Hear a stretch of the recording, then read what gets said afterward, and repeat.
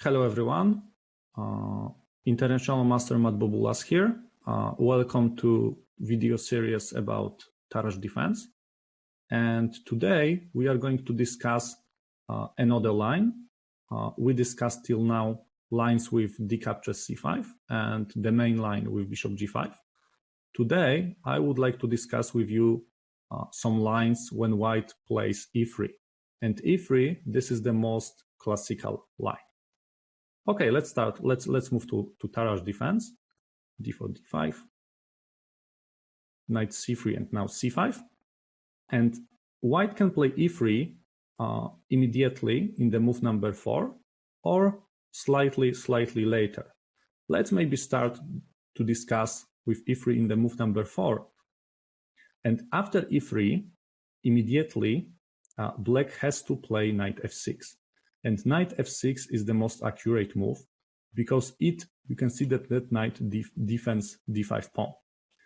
What is wrong with knight c6, which looks more natural in that position? After knight c6, which is an inaccurate move, white can just capture at the d5, pawn captures at the d5, d captures c5.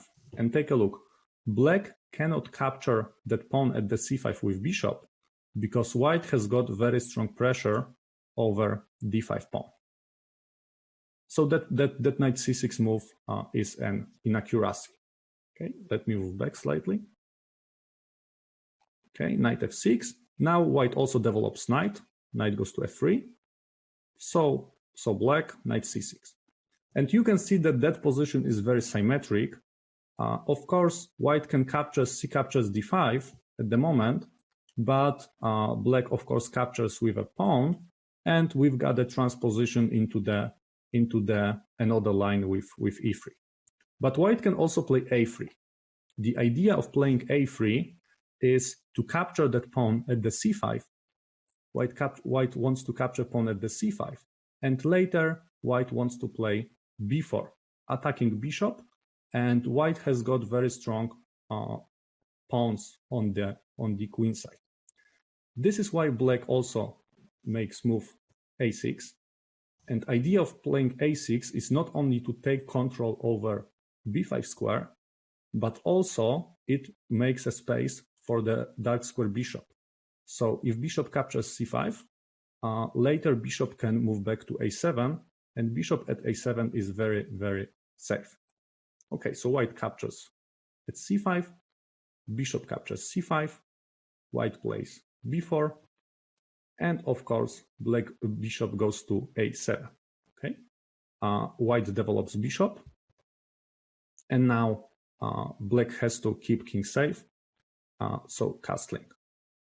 Queen goes to c2. White wants to bring the rook and wants to make a very strong pressure over d5 pawn. And you can recognize that position is very similar to queen's gambit accepted, just with reversed colors. So black can use very similar idea, like in this plan, in this line.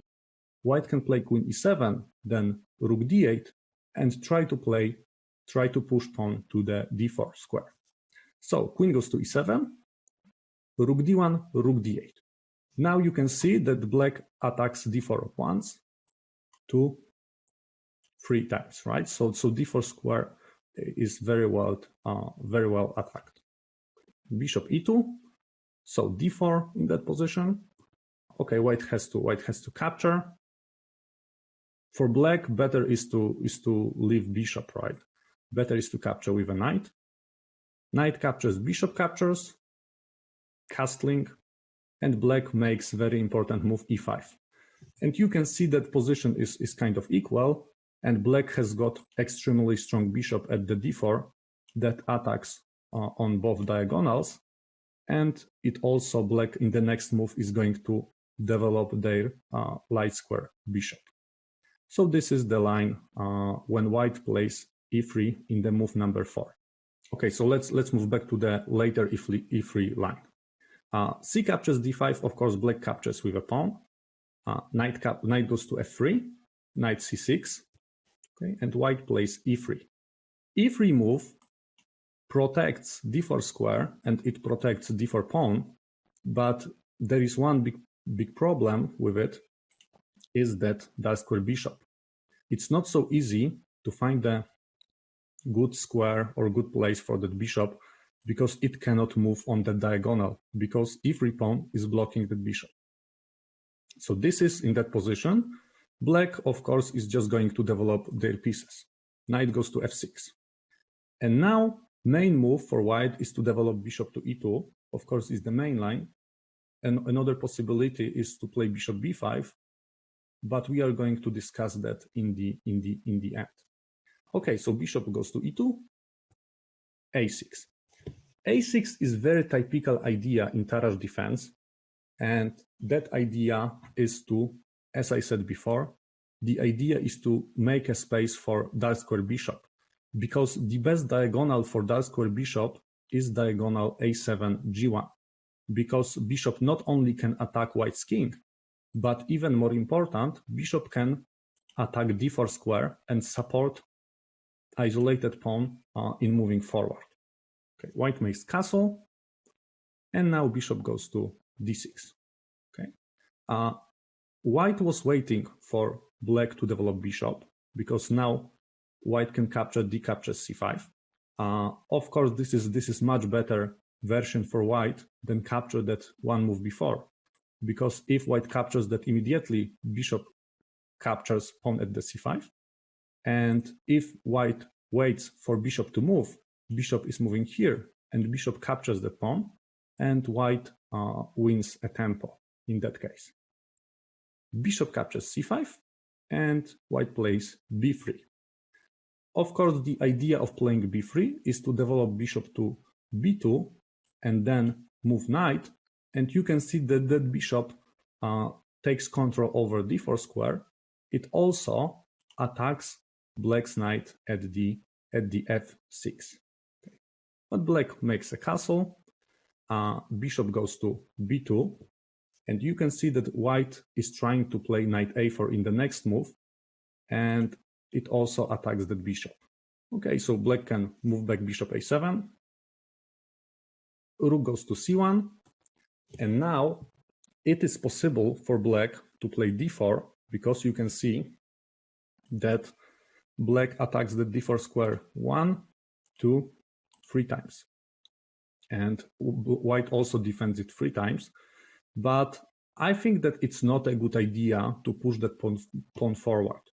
Black can move it a little bit later, because, yeah, after d4, white can just capture, and then it opens bishop, and it leads into the position that white has got, pawn structure is very symmetric, but white has got more active pieces. So black plays rook e8, knight goes to a4. You can see the same idea, to open that bishop, and that bishop takes control over d4 square. And now black makes very important move. This is crucial move in that position. Knight goes to e4. Knight at e4 is very good. It not only attacks f2 pawn, in some lines it can even sacrifice to f2 with the cooperation of bishop and the rook. In some lines, this is the idea. That knight also attacks not only f2 but also d2, also c3, and also c5. So you can see that e4 square is a perfect square for black's knight in that position. White usually plays knight d4 to block an isolated pawn, to block that diagonal for the bishop, and also it makes a pressure over knight at c6.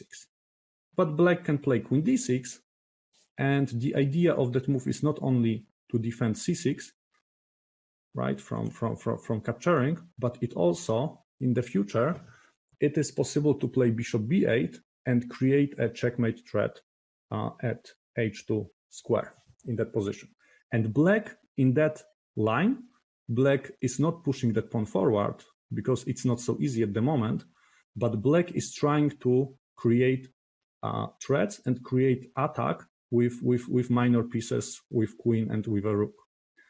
So this is the basic idea in that line. let's discuss also that line with bishop when white develops bishop to b5 and black develops bishop to d6. Of course, in that position, if white makes a castle, black also makes a castle, and we've got a kind of transposition into the main line. But white has got also another possibility to play knight e5. You can see that knight at c6 is pinned, and you know that put the pressure on the pinned piece, right? So white plays knight e5, and knight at c6 is in the danger. It's under attack. So black develops, it defends knight at c6, but also it creates a threat to capture knight at e5. But white can develop queen to a4, and you can see that c6 knight is attacked 3 times. Okay, but it's not a big problem for black. Black makes castle. Black sacrifices a pawn to get a very good pieces activity instead. Knight captures c6, pawn captures c6, of course. Bishop captures c6. And of course, rook b8. Black can play rook b8, but probably white captures knight d5. And there is some pieces activity, but I'm not so convinced to that thing. This is why the best move for black is to sacrifice that rook, is to sacrifice an extra exchange. C captures d4. And in that moment, of course, white cannot capture with queen at the d4 because bishop at c6 is hanging. So this is not a good idea because of that bishop. White captures at a8, and black captures knight at c3. Black creates a threat in that position to play bishop d7, and this is discovered attack because rook attacks bishop at a8, and bishop attacks white's queen at a4. So this is why black has to move back, but you can see that black's initiative is huge. Bishop goes to e5, creates a threat to capture at b2 and to make a fork. It's not possible for white to capture at c3 because bishop captures c3, and you can see that there is another fork. And after rook b1 move, bishop goes to f5, and you can see that black has got that black's threat are very, very big. So this is what happens if white is trying to make a very fast attack at the knight at c6. But usually in this line, the most important idea is to move your bishop to a7, play a6 and move your bishop to a7, then bring your rook to e8 on the semi-open e file, move your knight to e4, and try to create attack with your pieces in the center and on the king side.